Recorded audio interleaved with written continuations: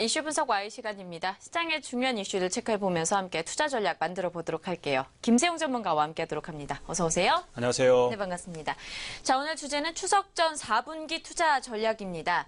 자, 이번 추석에는 그리고 주말과 그리고 주말 사이에 끼어있는 10월 2일까지 임시 공휴일로 지정이 되게 되면서 장장 열흘간을 쉬게 되었고요. 거의 한 32년 만의 일이라고 합니다. 긴 연휴가 주어졌는데 투자자들 입장에서는 이제 좀 혼동이 되는 것 같아요. 연휴 전에 가지고 있는 주식들을 정리를 해야 되는지 그대로 들고 가야 되는지 고민이 많으신 것 같은데 조언을 좀 해주시죠. 네, 우선은 그 10일이라는 긴 기간 동안 그 어떤 일이 일어날지에 대한 흔히 말하는 투자자들의 그 마음이 그 동요를 일으킬 수 있다라고 생각을 해서 지금 현재 상태에서는 주식을 가지고 있다면 그냥 가지고 계시고 만약에 주식을 새로 보유하지 않다면 사지 말라는 조언을 해드리고 싶습니다. 유럽이나 미국 같은 경우는 펀드 매니저들이 이제 휴가를 가기 전에 유럽이나 미국 같은 경우 휴가가 보름씩 되니까 휴가 가기 전에 보통은 주식을 매도를 하고 정리를 하고 갑니다. 그런 맥락에서 본다면 지금 현재 오늘 같은 경우도 외국인들이 한 3,300억 가량을 이제 팔았는데요. 아마 이런 패턴은 아마도 당분간 이번 주 내내 지속될 가능성이 크다라고 보고요. 그러나 이제 지금 현재 10일 동안 어떤 일이 일어날지 모를 거에 대한 그 리스크가 있는데요. 그 리스크를 저는 두 가지를 봅니다. 첫 번째 북한 리스크가 있는데요. 북한 리스크 같은 경우는 이제 최근에 그 10월 22일 날 김정은 위원장이 트럼프 대통령에 대한 비난 성명을 직접 발표를 했는데요. 이 부분뿐만이 아니고 그리고 노동당 창건일이 추석이 끝나는 다음 날입니다. 10월 10일이죠. 그래서 이제 아마도 이때를 전후로 해서 ICBM이나 흔히 말하는 SLBM을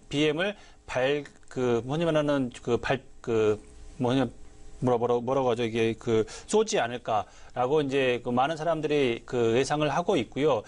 과거 생각을 해보면 작년에 구정 때 개성공단 폐쇄나 그리고 미사일 발사라는 부분이 있었기 때문에 흔히 말하면 구정이 연휴가 끝나고 나서 코스피가 아주 크게 급락을 했던 모습들이 볼 수가 있었는데요.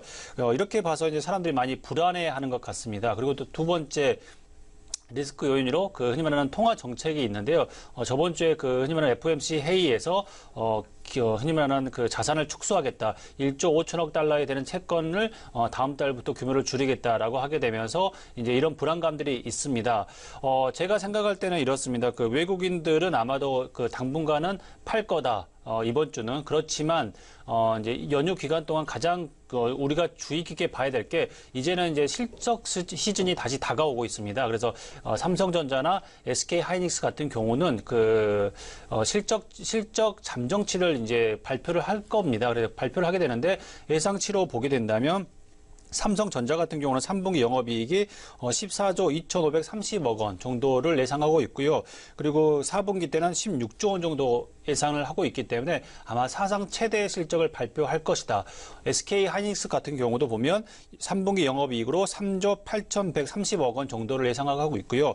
그리고 4분기 영업이익을 4조 원이 넘을 거라고 예상을 하고 있습니다. 이런 분명히 리스크 요인도 있지만 이런 실적 발표, 사상 최대치의 실적을 발표하게 됨으로써 시장은 다시 흔히 말하는 연휴가 끝나고 나서 그런 실적 시즌에 오게 됨으로써 아마 시장은 바닥을 다지는 단계가 되지 않겠냐 싶어서 굳이 가지고 있다면 반도체 관련되나 바이오나 전기차 관련돼서는 팔지 않는 게 좋지 않을까라고 생각이 듭니다. 자, 그렇다면은 연휴가 끝난 이후에 이제 4분기에 대한 전략을 좀 구체적으로 짜봐야 되잖아요. 어떠한 방향으로 잡아보면 좋을까요? 제가 생각할 때는 이제 세 가지 테마를 본다면 우선 가장 핫한 반도체, 그 다음에 바이오, 그 다음에 전기차인데요. 반도체 같은 경우는 말씀을 드렸다시피 사상 최대의 실적을 발표할 가능성이 크다라고 볼 수가 있고요. 필라델피아 반도체 지수 같은 경우는 보게 된다면 오늘 같은 경우는 떨어졌지만 아마도 이제 점점 이렇게 우상향하는 패턴이 있기 때문에 아직 상승할 여력이 더 남아 있다라고 말씀을 드릴 수가 있고요.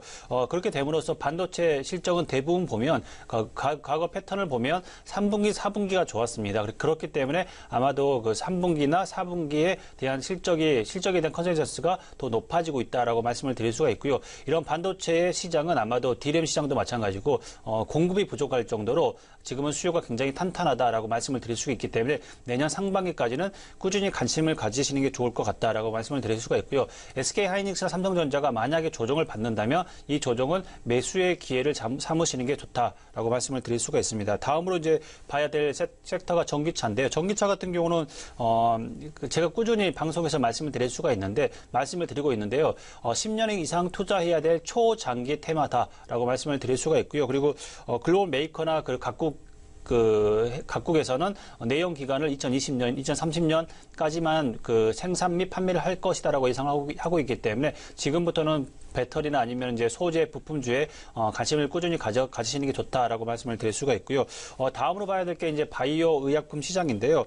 2017년 기준, 올해 기준으로 전체 의약품 시장이 915조 원입니다. 그 중에서 바이오 의약품이 비중이 26%인데요. 그 향후에 5년 동안 30% 정도 확대될 것이다.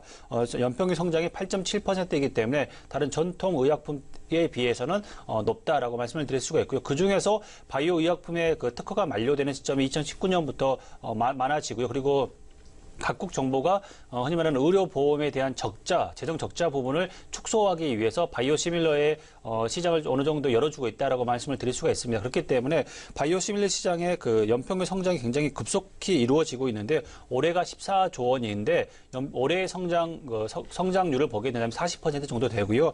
2019년까지 40%가 성장하여 28조 원 정도 시장이 됩니다. 이렇게 급격하게 성장하는 산업이 바이오시밀러 시장이다. 이에 가장 대장 세계 글로벌 쪽으로 봤을 때 대장 주인 셀트리온이나 셀트리온 헬스케어 그리고 또한 삼성 바이오로직스에 대한 관심은 꾸준히 가지시는 게 좋다라고 말씀을 드릴 수가 있습니다.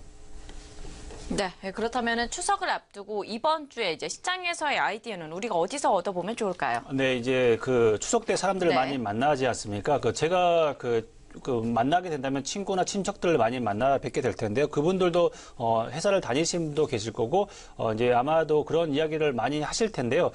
제가 최근에 이제 그 지인을 만났는데 그 지인이 이제 인터플렉스라는 회사의 그 협력 업체에 있는 분입니다.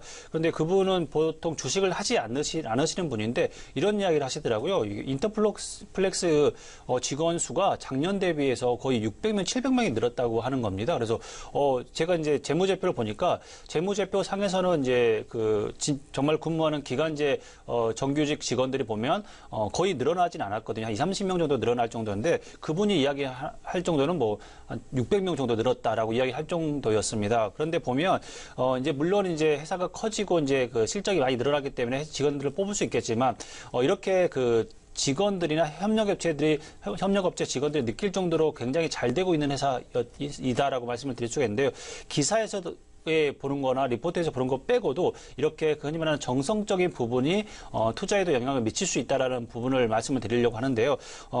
인터플렉스 같은 경우는 올해 보면은 이제 주가가 2만 원대였는데 지금 현재 5만 4천 원까지 올라간 상태입니다. 그리고 물론 이제 좋은 호재들이 있기 때문에 올라가기도 하지만 이런 잘 되는 기업들 같은 경우를 보게 된다면 직원들이 더 잘하는 경우도 있기 때문에 그리고 또한 협력업체 직원들 그리고 또한 복지 이런 부분이 있기 때문에 투자를 하실 때 이런 부분 흔히 말 정성적인 부분까지 감안하셔가지고 재무제표가 나와 있지 않습니다만 이런 부분까지 뭐 탐방을 가시거나 아니면 전화를 하셨거나 그 주위에 있는 분들과 이야기를 하시게 되면서 아마 추석 때 이런 친지분들이나 친구분들이 이런 이야기를 하게 될 거고 물어볼 텐데 그러면서 이제 투자 아이디어를 얻어서 이제 그 회사들 제가 이제 말씀을 드리고 싶은 거는 전기차나 바이오나 반도체나 디스플레이 쪽에 관련된 회사 직원들이라면 한번 더 허심탄회하게 이야기를 나눠볼 만하지 않겠나라고 생각이 듭니다.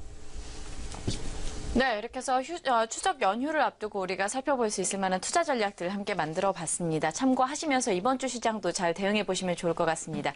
이슈 분석 Y 시간이었고요. 김세영 전문가와 함께했습니다. 오늘 말씀 고맙습니다.